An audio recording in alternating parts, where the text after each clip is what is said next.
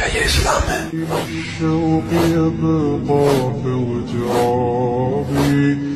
اور جن لوگوں نے اپنے دین کو کھیل اور تماشا بنا رکھا ہے اور دنیا کی زندگی نے ان کو دھوکے میں ڈال رکھا ہے، ان سے کچھ کام نہ رکھو۔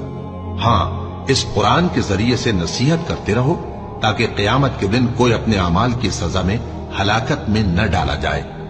اس روز اللہ کے سوا نہ تو کوئی اس کا دوست ہوگا اور نہ سفارش کرنے والا، اور اگر وہ ہر چیز جو روئے زمین پر ہے بطور معاوضہ دینا چاہے تو وہ اس سے قبول نہ ہو۔ یہی لوگ ہیں کہ اپنے اعمال کے وبال میں ہلاکت میں ڈالے گئے،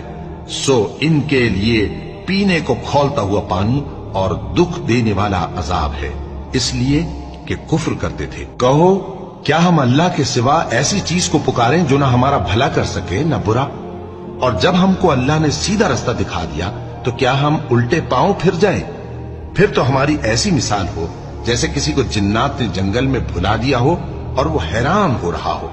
اور اس کے کچھ رفیق ہوں جو اس کو رستے کی طرف بلائیں کہ ہمارے پاس چلا۔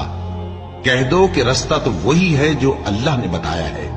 اور ہمیں تو یہ حکم ملا ہے کہ ہم اللہ رب العالمین کے فرما بردار بنیں، اور یہ بھی کہ نماز پڑھتے رہو اور اس سے ڈرتے رہو، اور وہی تو ہے جس کے پاس تم جمع کیے جاؤ گے،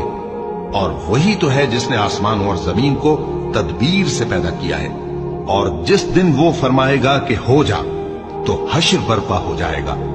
اس کا ارشاد برحق ہے، اور جس دن سور پھونکا جائے گا اس دن اسی کی بادشاہت ہوگی، وہی پوشیدہ اور ظاہر سب کا جاننے والا ہے،